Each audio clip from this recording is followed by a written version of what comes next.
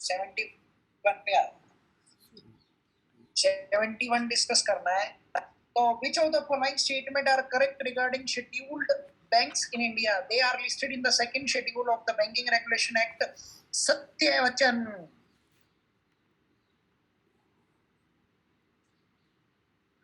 हाँ बिल्कुल सत्यवचन है ये तो मुनाल में सबसे पहली चीज दी हुई है। अरे नहीं, आरबीआई एक्ट है 1935, second schedule of RBI act है। ये गलत हुआ ना?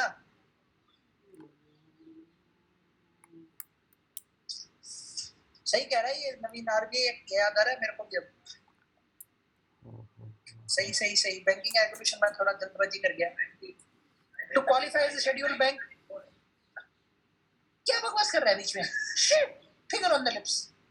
To qualify as a scheduled bank, a bank must have a reserve capital of 5 lakh, ये ठीक है।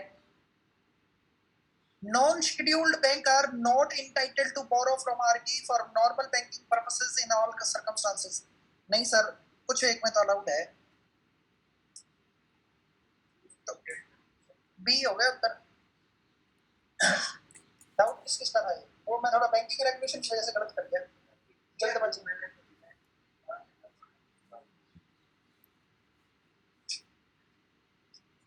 72वां capital receipt, non debt capital receipt किसका गलत है? 2 ऑनलाइन तो ही, तुम 2 और हो जाओ, 4 ही हुए हो, नहीं होगा डिस्कस। ये अगले वाला कलेक्टेड बाय द गवर्नमेंट, ये जो लाफर कर रहे हैं, किसका गलत है?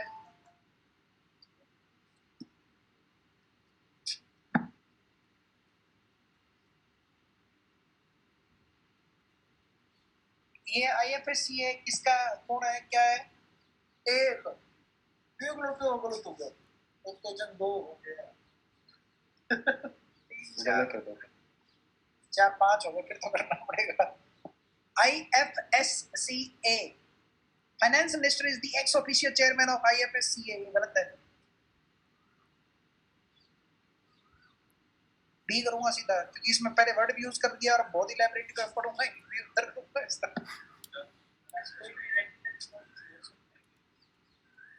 कोई भी चीज जो बहुत ही भयंकर रूप से स्पेसिफिक है, इवेंट और ज्योग्राफी में, उसका कोई भी एक बॉडी का हेड चेयरमैन नहीं हो सकता। जैसे नाट का एक टाइगर के लिए है, तो प्राइम मिनिस्टर चेयरमैन नहीं हो सकता। हमेशा अम्ब्रेला एंटिटी का ही होता है अगर कुछ होता है तो, जिसमें बहुत सी चीजें आती हो। इसमें तो एक ही चीज की, एक वो भी गांधीनगर में एक छोटी सी वो है, इसका वो फाइनेंस मिनिस्टर बना दो।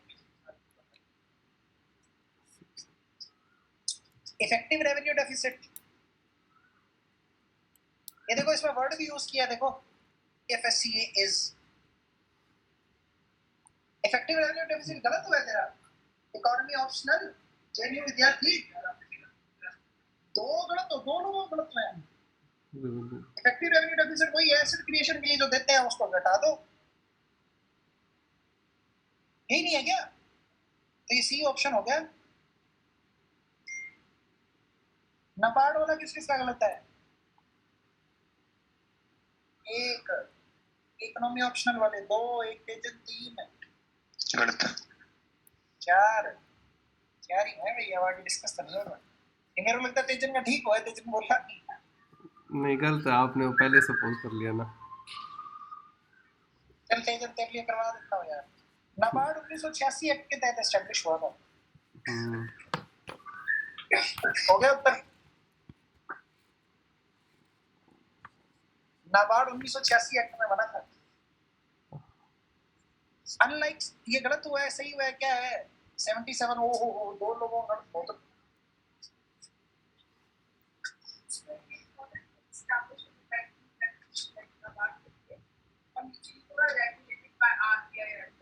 तो दोनों एक साथ सही नहीं हो सकती, नहीं हो सकती हैं। NBFCs जो है वो बैंकिंग रेगुलेशन एक्ट के तहत बनती है, but they are regulated by RBI। हाँ सॉरी, कंपनीज एक्ट के अंदर, बात तो मेरी सही है, कंपनीज एक्ट के अंदर बनती है, बट RBI रेगुलेट करता है।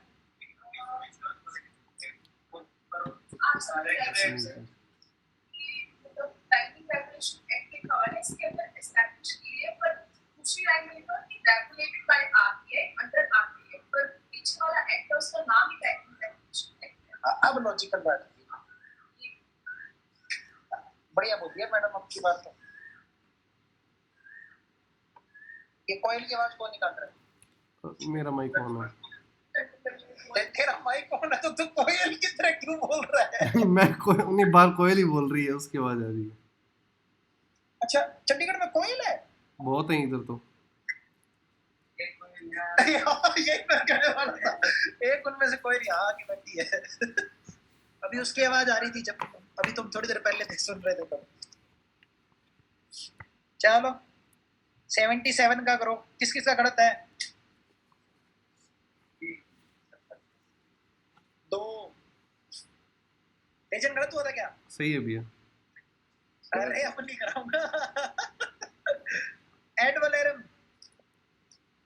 वलेरम दो लोगों का गलत, 3 लोगों का गलत। तेजन सही है भैया। क्या बात है लड़के। नवीन गलत है सर। 4 और कोई किसी का गलत है तो बताओ वरना मैं आगे चल रहा हूँ। 5 लोग जरूरी हैं। ठीक है नहीं दिनों है। हाँ करो ना। चलो एड वलेरम पे चलो आ जाओ। It is a text on goods on basis of their measure, size and weight.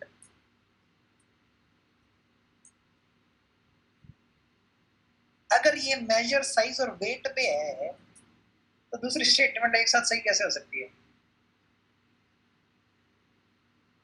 पहली स्टेटमेंट अगर इसकी डेफिनेशन है तो दूसरा आंसर गलत है। तो इसका मतलब सिंपल है, या तो आंसर बी है या आंसर ए है। ठीक है, कौन सा टैक्स है जो नॉर्मली टैक्स क्वांटिटी पे लगता है, और ये अगर एड वलेरम है तो मतलब ये क्वांटिटी पे नहीं लग रहा है, तो ये मेजर, साइज एंड वेट पे लग रहा होगा, तो ये उत्तर हो जाएगा। वैल्यू पे लगता है, बी उत्तर है। अच्छा, मेरे को ये पता नहीं था बट मैं बता रहा हूँ दोनों एक साथ तो सही।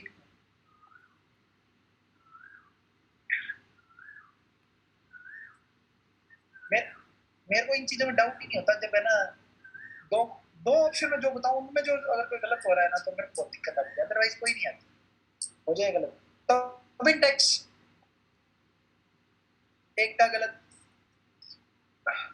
2 का गलत, 3 का गलत। चलो करते हैं टॉबिन।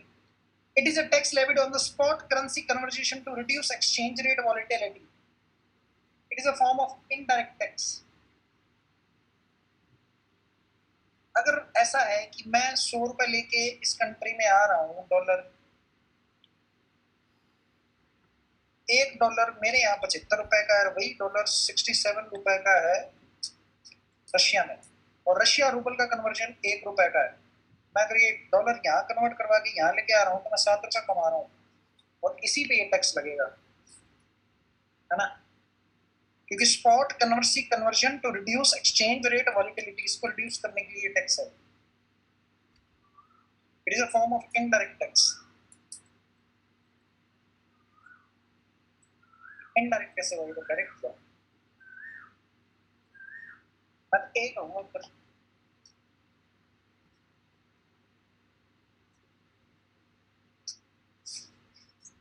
है क्या वो बी।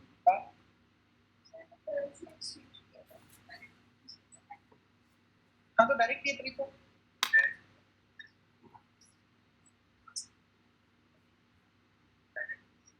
वो कोयल बोल रही थी बीच में जब मैं डायरेक्ट बोल रहा था।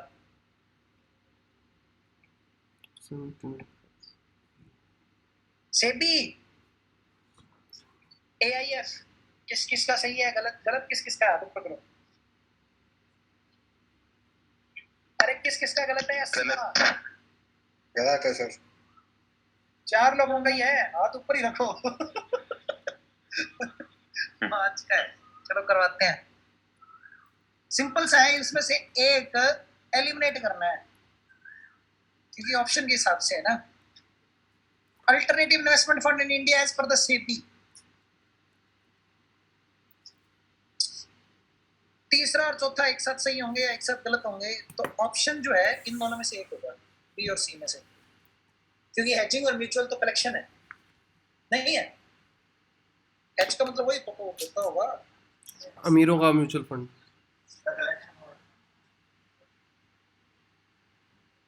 हेज फंड्स उनको नहीं कहते क्या जो एक साथ कलेक्ट करके लेके आते हैं? म्यूचुअल फंड की तरह ही होते हैं, जैसे बस थोड़े बड़े होते हैं, जैसे अमीरों के लिए म्यूचुअल फंड कह देते हैं। इनको हिंदी में नाम बताओ यार, फिर वरना तो मेरी लॉजिकली गलत हो जाएगा। हिंदी में नाम पता है किसी को? हेज फंड हिंदी में भी नाम हेज ही आएगा इस तरह। चलो फिर देखते हैं। एंजल फंड वो है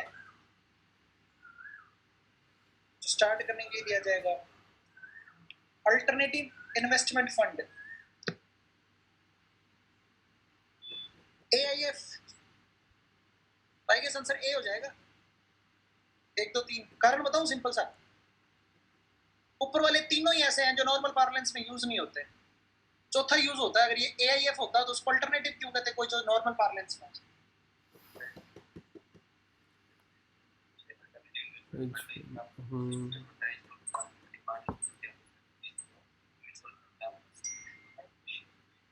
अगर कोई नॉर्मल पार्लेंस में चल रहा है तो वो चीज अल्टरनेटिव कैसे हो सकती है? तो नॉर्मल पार्ट होगा ना। म्यूचुअल फंड तो नॉर्मल चलता है, तो ये नॉर्मल उसका पार्ट होना चाहिए ना।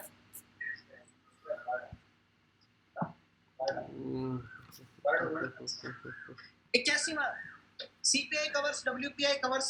किस किस का गलत हाथ ऊपर करना, दोनों हाथ ऊपर करो या इधर रखो। तुम मतलब क्या नोट्स नहीं पढ़ के आए? मेरे को पता नहीं, मेरा भी हो सकता है गलत हो जाए, पर प्रॉब्लम ये है कि ये नोट्स में है क्लियरली। नहीं है क्या? मेरे हिसाब से तो नोट्स में होना चाहिए, मैंने पढ़ा नहीं, पर मेरे हिसाब से मैंने क्लियरली लिख रखा है। CPI में सर्विसेज है बिल्कुल है, WPI में अकेले गुड्स हैं, बिल्कुल ठीक है। सर्विसेज भी है क्या WPI में? किसी को ऐसा लगता है सब सर्विसेज है तो तुमने गलत क्या किया है। दूसरा question, food inflation is better reflected in WPI। बात इतनी है कि इन्फ्लेशन कोई भी चीज का वो बेटर रिफ्लेक्ट CPI में होगा ना, तभी तो RBI इसको टारगेट कर रही है।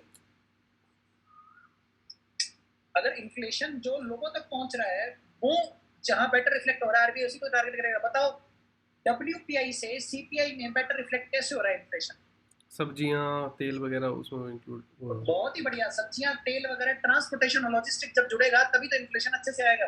होलसेल में वो जुड़ता ही नहीं है। होलसेल में तो मंडी में आ गया, कंज्यूमर तक पहुंचेगा तो लॉजिस्टिक, ट्रांसपोर्टेशन वगैरह सब कुछ जुड़ेगा ना उस पर।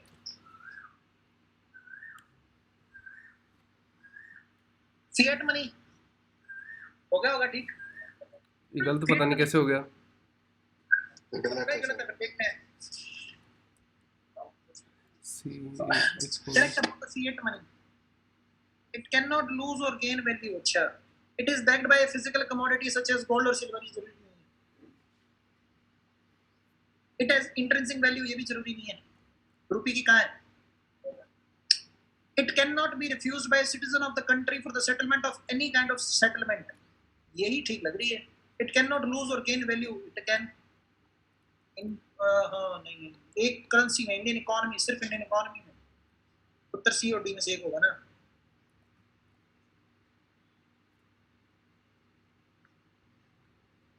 It cannot be refused by the citizen of a country for settlement of any kind of transaction, जो चीज fiat है। बट यार कोइन का ट्रांजेक्शन जो है वो सिर्फ 1000 कोइन तक, 1000 रुपए तक ही अलाउड है ना, उससे ऊपर मना किया जा सकता है, और वो फिएट मनी तो है। उत्तर सी होना चाहिए फिर तो। डी दे रखा भी डी दे रखा है।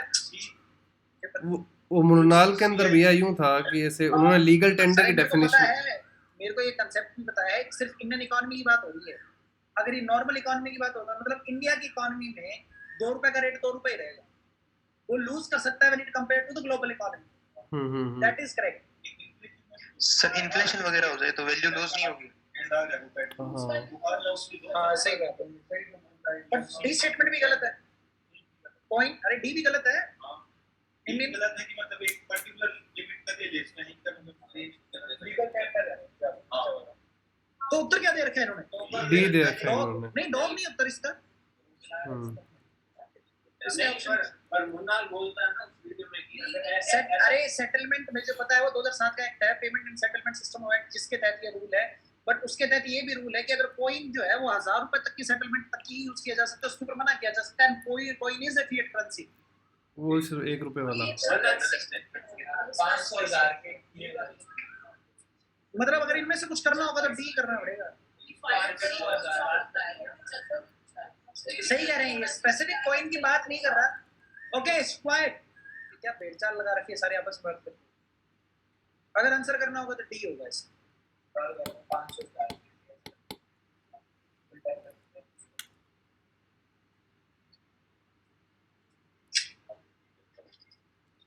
नहीं बात सही बात है, फिएट मनी और लीगल टेंडर दोनों होना जरूरी है, but 500,000 is no longer fiat money ना। नहीं फिएट मनी तो है, डिमोनेटाइज कर दिया पर फिएट मनी तो है, लीगल टेंडर नहीं है। सही कह रहे हो, फिएट तो ही यार। नहीं, वो कोई लॉ लेके आए थे शायद, उसमें उसको हटा दिया था उन दोनों को, पता नहीं कौन सा लॉ था वो। हाँ, एक नोटिफिकेशन निकाली थी कोई। सही है, नोटिफिकेशन निकाली है, वो कोई लायबिलिटीज एक्ट करके कुछ। एल साल्वाडोर की करेंसी है बिटकॉइन। तो किसी भी चीज से अपनी किसी भी चीज से बैक्ड नहीं है, पर मैं तेरे को बता रहा हूँ एल साल्वाडोर ने बिटकॉइन को लीगल टेंडर बना दिया। फिएट नहीं है। नहीं 115 करोड़ है पहली बात तो।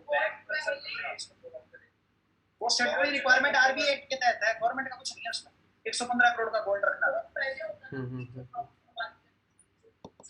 चलो कोई बात नहीं, आगे वाले पे आओ, लड़ो मत, बंटवारा कर देंगे। अनएम्प्लॉयमेंट रेट वाले पे आओ, एलएफटीआर किसका गलत है? दो लोगों का, बस नहीं हो रहा डिस्कस। स्टैगफ्लेशन इन्हों तो ठीक था।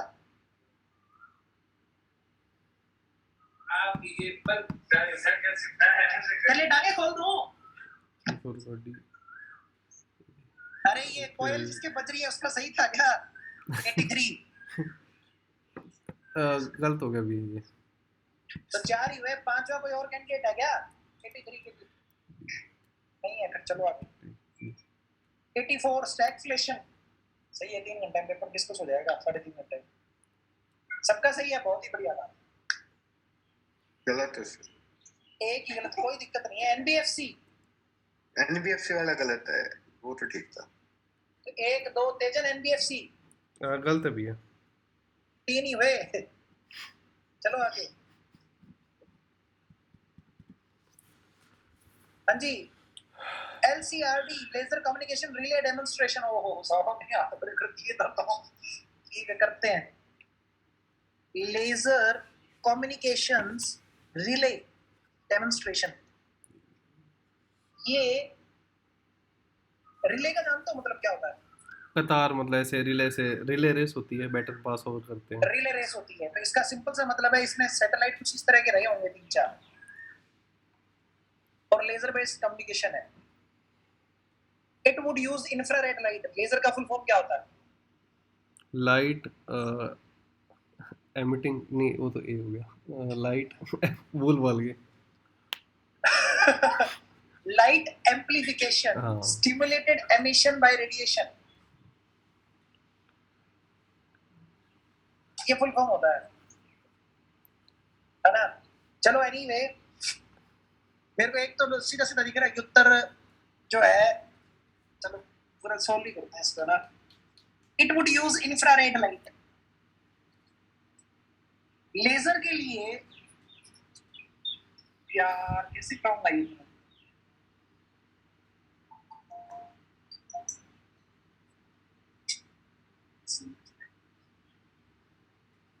वही तो कह रहा हूँ। Its payload will be hosted by a satellite in the geosynchronous orbit above the Earth. एक बात तो, कम्युनिकेशन सैटेलाइट कहाँ होते हैं सारे? दूर होते हैं, ऊपर होते हैं। नहीं, क्या उत्तर बदलता? हाँ जियोसिंक्रोनस ही होंगे शायद। हाँ, ये क्या चेंज नहीं किया उसने? एक्सेल कर दी, ये चेंज डबल एक्सेल।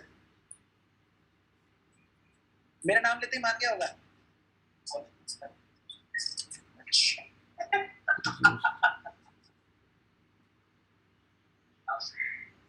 अब एक बात बताओ, लेजर है, लेजर यूनिडायरेक्शनल होता है ना? और मुझे सबसे बड़ी दिक्कत इसमें रिले डेमोन्स्ट्रेशन में लेजर में यही आ रही है कि इसको तीसरे ऑप्शन में इतनी दूर भेजा जाए। मेरे को पता है तीसरा एलिमिनेट करते तो आंसर बन रहा है,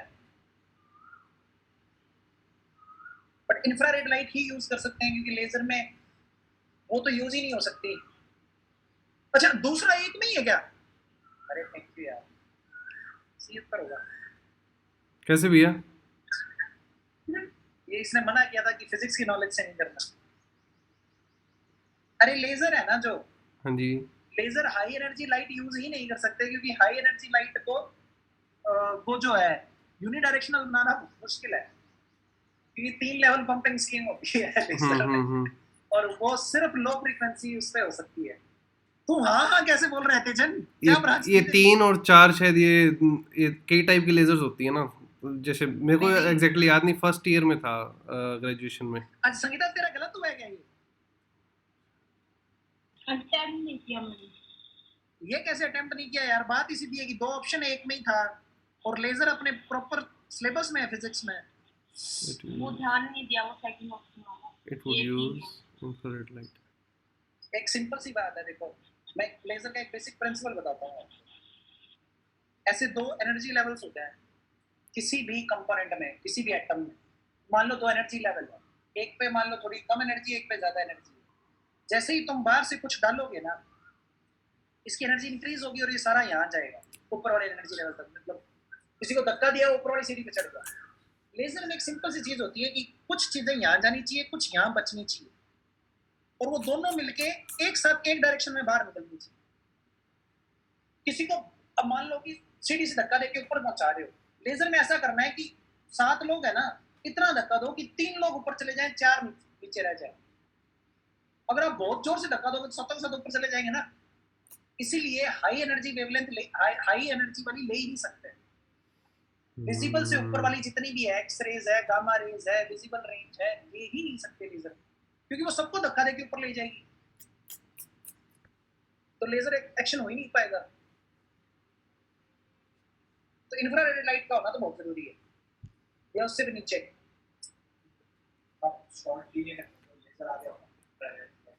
ये भी ऑप्शनल करके आपको याद था या फिर? विजिबल रीजन से नीचे होने चाहिए क्योंकि उनकी एनर्जी हाई होती है। जिनकी फ्रीक्वेंसी ज्यादा उनकी एनर्जी हाई है ना यार। एक्सरे की फ्रीक्वेंसी बहुत ज्यादा तेज होती है, गामा रे से कभी लेजर नहीं हो सकता, एक्सरे से कभी लेजर नहीं हो सकता। विजिबल रेंज में भी अभी एक्सरेज पॉसिबल नहीं है। कुछ एक पॉसिबल हो पाए हैं, जैसे हीलियम रूबी लेजर है, वो 6000 के आसपास पॉसिबल हो गया, but still that requires 4 levels की, उतना डीप यूपीएससी पूछेगी भी नहीं। पर जो भी विजिबल से ऊपर है वो नहीं हो सकता, जो विजिबल से नीचे वो 3 लेवल में हो जाएगा। ये भैया आपको ग्रेजुएशन लेवल का याद है या फिर ऑप्शनल करके याद है?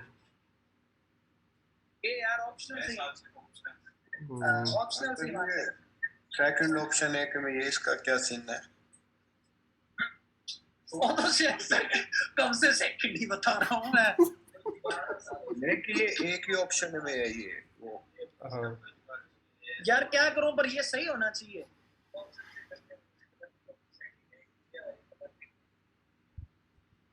ये पता नहीं, पर उसका उत्तर तो मुझे अरे तो कुछ छोड़ भी दो, पर मेरे को संगीता का डाउट हो रहा है, उसने छोड़ा क्यों? चलो fiscal policy of the government किस किस का गलत है? बहुत ही बढ़िया है, तो होने के नीचे पब्लिक अकाउंट ऑफ इंडिया मेरा गलत शर्म है। को नहीं आना रही, तुम तेरा ऑप्शनल या कंसेप्चुअल क्वेश्चन गलत करना रहे, छोड़ो इतो है फिर कि तुम यारो कमरो चाहिए और इकोनॉमिक्स में नहीं है, तुम बहुत है इसमें ऑप्शनल में है। पब्लिक अकाउंट तेरे को पता है, तो जब तो ऐसी बातें बोलता है मेरे को क्या सुनाई देता है? जुदाई मूवी आई थी अनिल कपूर की, उसमें एक लुगाई होती जो कहती थी अप्पा चुप्पा डप्पा मेरे को वही वो सुनाई देता है जब तो इकोनॉमिक्स में और इस तरह की बातें करता है ना कि उसमें नहीं है। मेरे को जैसे तेरा मुंह पे वो दिखाई दे रहा है कि अब ये बोलेगा अप्पा चप्पा डप्पा। एग्जैक्ट तेरा भी वही दिखता है। चलो आगे। पब्लिक अकाउंट ऑफ इंडिया गलत है क्या? गलत है भैया। बहुत बढ़िया लड़के हफ्ते भी नहीं है, एक का ही है। हाँ जी, ऑफ बजट बोरोइंग्स। हाँ जी, किस किस का गलत है? सबका ही सही है, एक का गलत है, दो का गलत। ऑनलाइन वाले, अरे तो शर्माओ मत, मैं तो डिस्कस करा दूंगा, बैठ ही गया तो। गलत है तो बोलो। तेजन 3 गलत है। और बढ़िया, कोई नहीं। ये बताओ 90वां, disposable income, national disposable income. ठीक है।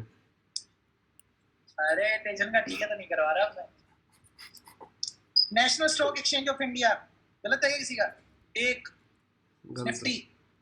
गलत है। 2 2 3 4 5 हो गए, 5। Okay.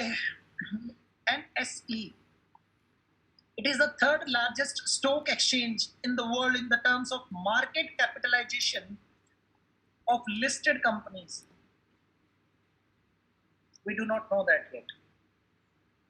It is a subsidiary of NSDL. Nifty 50 is the flagship index on the NSE.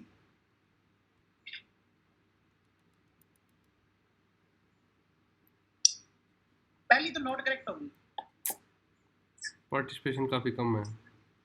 इतना पार्टिसिपेशन ही नहीं है कि ये तीसरे पे बिल्कुल सही बात है। इंडियन का इतना रिटेल मार्केट में पार्टिसिपेट है, यानी बड़ी तो अपनी एनएससी है, बड़ी तो एनएससी है। बॉम्बे का वो सेंसेक्स इसलिए बड़ा है क्योंकि उसमें कंपनीज कम है, ज्यादा है, बीएससी में ज्यादा है।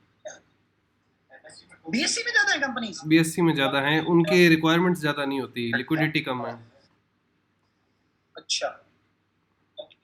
It is subsidiary of NSDL.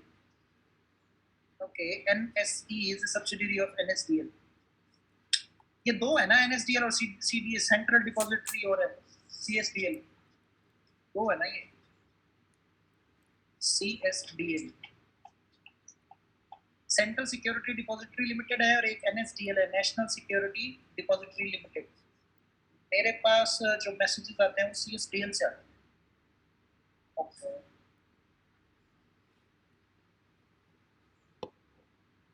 इसकी सब्सिडरी हो सकती है एनएससी, दूसरी में भी डाउट पड़ता है। एनएससी का Nifty 50 is the flagship index. BSc में टॉप 20 कंपनीज है, नहीं एनएससी में 20 और उसमें 50, ऐसा नहीं है क्या? सेंसेक्स है उसका शायद, बीएससी का तो। हाँ सेंसेक्स उसका। अरे उसका तो सेंसेक्स है, पर कंपनीज पूछ रहा हूँ, उसमें 50 है, 20 30, उसमें 30 और है। इसमें 50, तो ये तीसरी स्टेटमेंट तो ठीक है फिर। उत्तर बी हो जाएगा यार फिर। सीएसडीएल है क्या? किसकी सब्सिडरी? मेरे हिसाब से शायद ये स्टेटमेंट ही थोड़ा गलत सा दे रखा है। ये मैंने शायद बी चूज करना था, ए कर रखा है। नॉट करेक्ट पूछा ना यार। किसकी है सब्सिडरी? नहीं हो गया तो ऑटोनमस बॉडी होगी। हाँ शायद सब्सिडी वाला है ही नहीं कोई चक्कर, बाकी में याद नहीं एक्चुअली।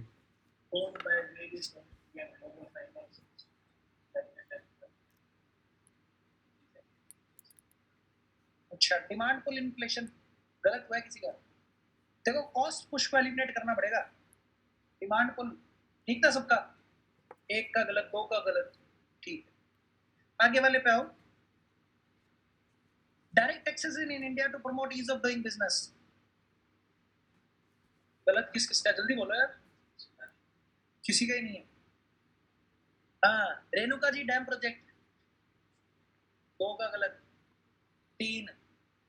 ऑनलाइन किसी का गलत है, 4। तेजन 5। नहीं भैया, नहीं है मेरा। तो 4 ही हुए, 5वां कोई नहीं है, बस फिर 4 ही है। 95 मेरा ठीक है। और 95 भी तेरा ठीक है क्या? हाँ, 95 किसका गलत है? सर चार्जेस एंड सेस गलत है, एक का ही गलत है। संदीप जी गलत ही बात है, तो एक आधा गलत हो रहा है। एनएससी प्राइम 2 3 4 छोड़ दिया, डिस्कस बढ़िया गया।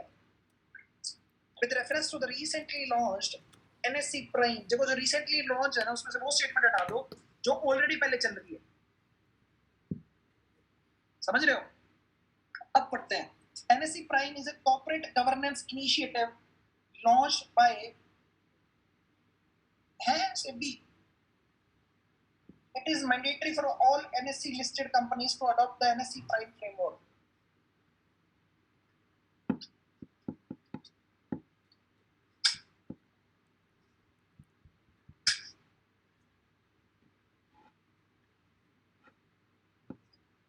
अभी लॉन्च किया है कोई चीज प्राइम है।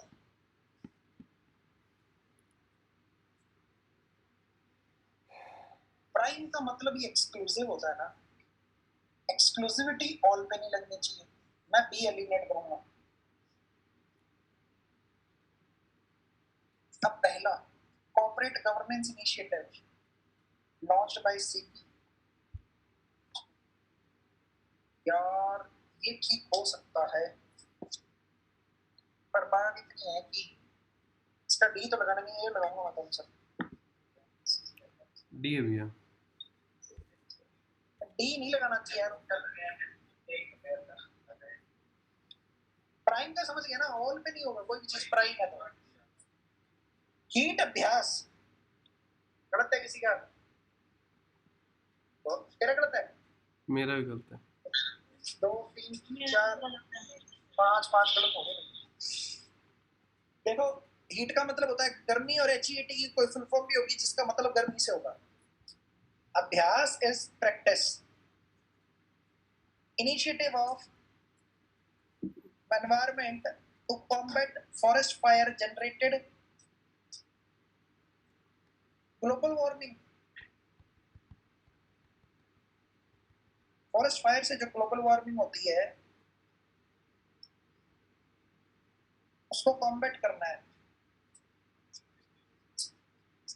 नहीं सर,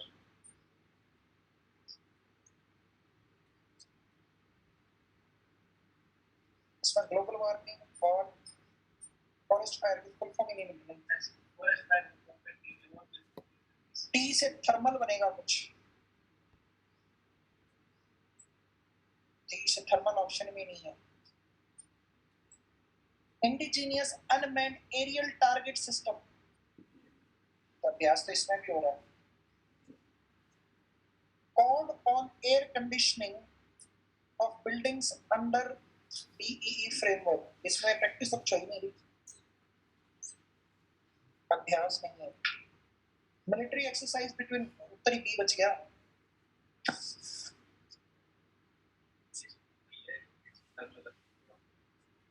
बात वही तो मैंने बोला ना, जैसे हुमा टेक्निक बोल रहा था मैं, दोनों शब्दों से देखो ना, अभ्यास से भी देखो, कुछ प्रैक्टिस होनी चाहिए, कुछ टारगेटिंग, कुछ एक्सरसाइज होनी चाहिए ना।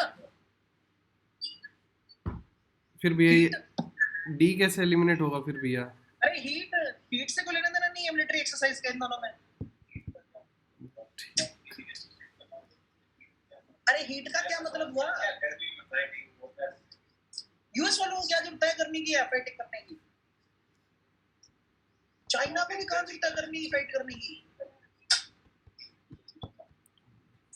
हीट बढ़ाने के लिए। कोई बात नहीं, 98 पे हो। ऐसे गलत मत किया करो यार, थोड़ा सोचोगे तो हो जाएंगे ये वाले क्वेश्चन।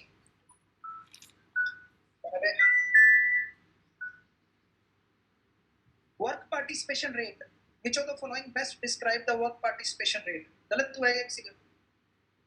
सबका सही है, बहुत ही बढ़िया। SLR किसी का गलत हुआ? बहुत ही बढ़िया। ये काले मिसाइल सबकी गलत होगी यार, चलो देखते हैं। क्या बकवास कर रहा है? कौन से क्वेश्चन किया रहा है? 100 की है ये। हाँ तो बकवास पहले क्यों कर रहा है? डिस्कस कर लिया क्या? प्रलय मिसाइल, प्रलय का मतलब होता है डिस्ट्रक्शन, तो जबरदस्त डिस्ट्रक्शन होना चाहिए कुछ। It is the longest range surface to surface missile in the inventory of Indian army. Okay, it is a quasi ballistic missile with a low trajectory. ये कुछ डाइसी स्टेटमेंट है। It was developed by DRDO।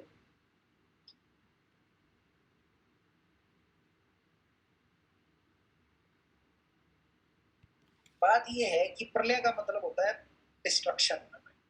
Quasi ballistic कि छोटा और भूल गया, और लो trajectory तो आसपास पर ले करवा देंगे। तो ये दोनों एक साथ सही नहीं हो सकती, पहली और दूसरी।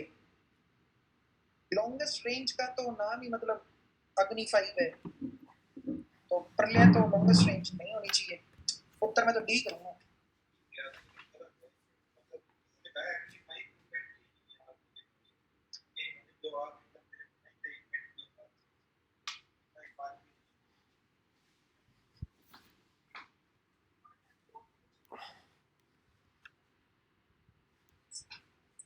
लो ट्रेजेक्टरी का मतलब ऐसे है ना, ऐसे 45 से कम।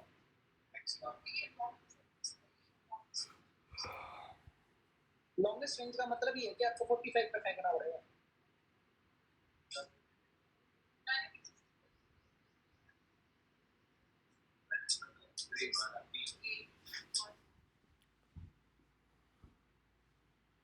आंसर इसका बी बी। क्या बकवास है? हाँ?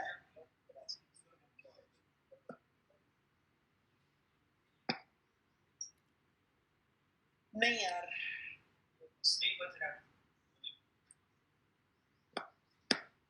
कोई बात इसके बारे में पढ़ लो, या तो इसकी डिटेल क्या है।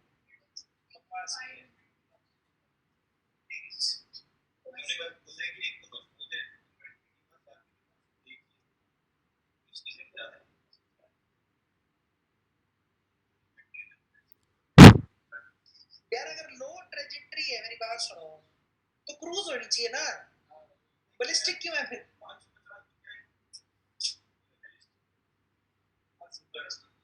ऊपर आधी हवा तक भेजनी है, बाद में भूल जाओ, अपने आप जाके गिरेंगे। तो प्रलय है तो बैलिस्टिक होनी चाहिए। क्रूज तो टारगेटेड होती है, ब्रह्मोस क्रूज है जैसे। क्वासी बैलिस्टिक दे रखा है इन्होंने, दोनों ही सरफेस टू सरफेस है।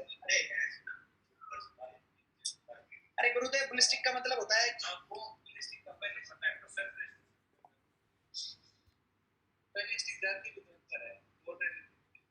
वही तो दिक्कत है, बैलिस्टिक लो ट्रेजेक्टरी नहीं होती, तो क्वासी क्वासी बढ़ गई।